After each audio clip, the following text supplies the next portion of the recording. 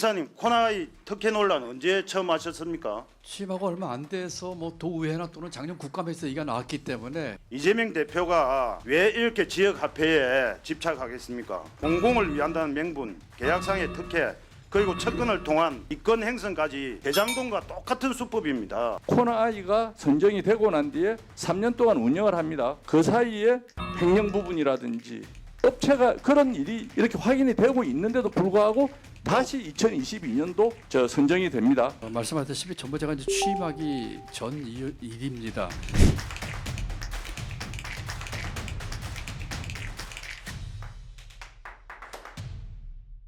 그 이재명 대표와 지역화폐 연결 고리에는 지금도 경기도 지역화폐 운영 대행사 있죠. 코나이 알고 있죠? 예, 알고 있습니다. 예. 지사님, 코나이 특혜 논란 언제 처음 하셨습니까? 취임하고 얼마 안 돼서 뭐 도의회나 또는 작년 국감에서 얘기가 나왔기 때문에 예, 알고 있었습니다. 그 전에 대선 때도 이 논란이 됐지 않습니까? 이재명 지사 시절 운영 대행사로 선정된 코나이가 선정부터 이 지사 측근이 근무하고 계약 특혜 등 논란이 있었습니다. 협약서상 해지 가능 규정이 있습니다. 그죠? 있죠? 2차 계약할 때 계약서를 좀 달라 하니까 제출 안 하고 계시던데 2차 계약서에 해지 규정이 있습니까? 해지 규정이 있습니다. 있습니까? 있는데 예. 자 한번 제가 좀 설명을 좀 드렸으면 좋겠어요. 그 첫째로 1차에 제가 시간이 없으니까 설명은 끝나고 나서 설명 좀 해주십시오. 그렇게 하시죠. 올 1월 달에 보니까 코나이가 약 6,700원 충전금을 채권에 투자하는 등 횡령 의혹이 있습니다.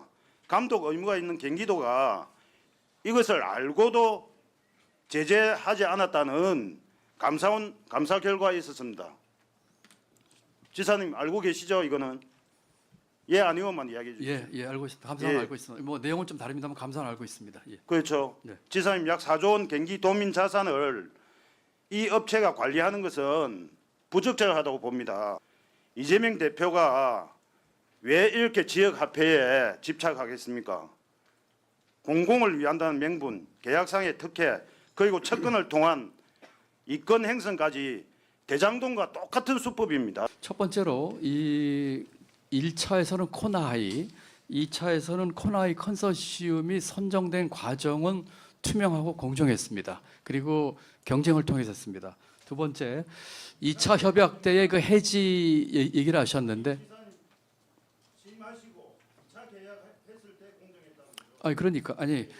그 제가 취임하기 전에 1차, 2차가 다 있었습니다. 그것도 제가 나중에 와서 보니까 공정하고 투명하게 했습니다. 그리고 제가 취임한 이후에 이제 의원 질의는 2차 협약에 해지 조항이 있으니까 해지하지 왜 안 했냐 이 말씀 아니십니까?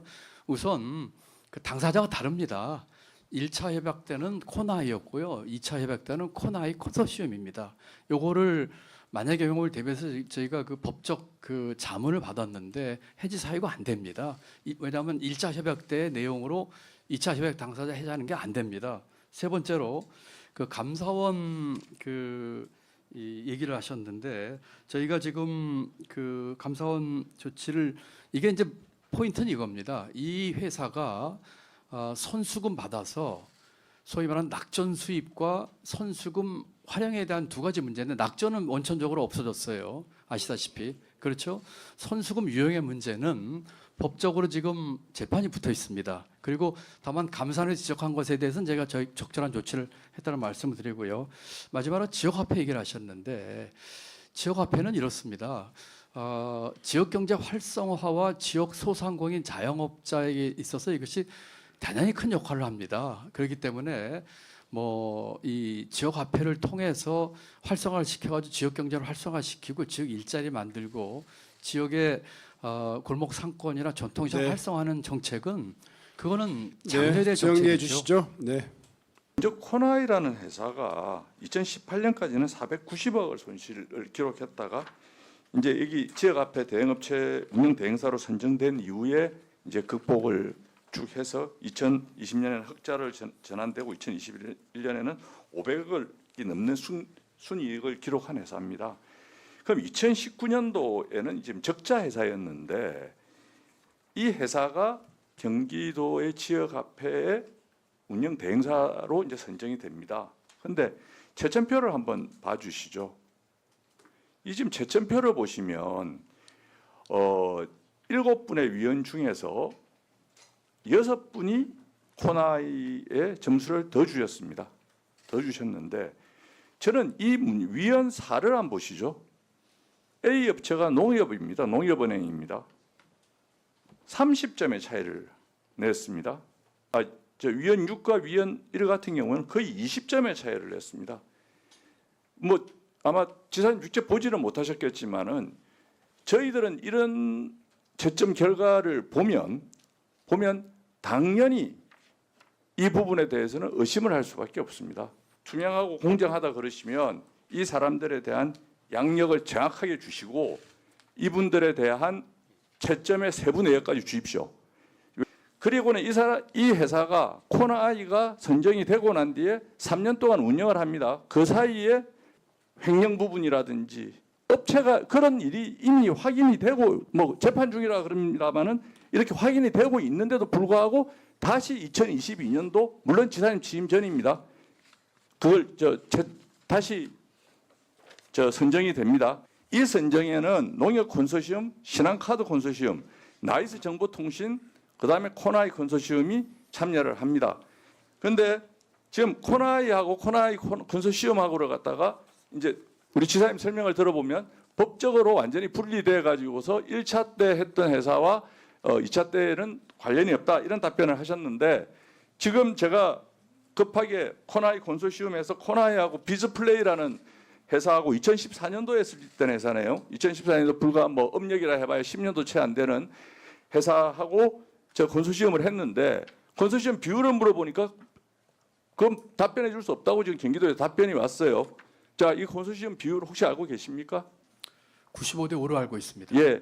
그럼 95대 5 같으면은 이거는 법적으로 보면 제가 알고 있는 법적으로 보면은 이거는 동일체가 인정이 됩니다. 그렇게 해서 단순히 다르다라고 이야기할 부분은 아니다라는 말씀을 분명히 드리고요. 말씀하셨다시피 전부 제가 이제 취임하기 전 일입니다. 저는 나중에 이제 보고를 받는 정도로 했기 때문에 그 과정과 절차에 대해서 보고받고 서면 보고받고 이 배점표도 저 오늘 처음 봤습니다. 처음 봤는데 이렇습니다. 제가 살짝 아까 적자에서 갑자기 흑자로 돌아간 얘기를 하셨는데 이거는 뭐 제 추측입니다. 제 추측으로 제가 알고 있는 정보로는 이 회사가 이와 같은 시스템 개발을 위해서 상당히 많은 돈을 초기 투자를 한 걸로 알고 있어요. 그렇기 때문에 아마 그 초기 투자 때는 당연히 적자가 났을 겁니다. 그리고 이 회사가 경기도뿐만이 아니라 다른 지자체나 굉장히 많은 쪽에 이런 일을 하고 있는 회사입니다.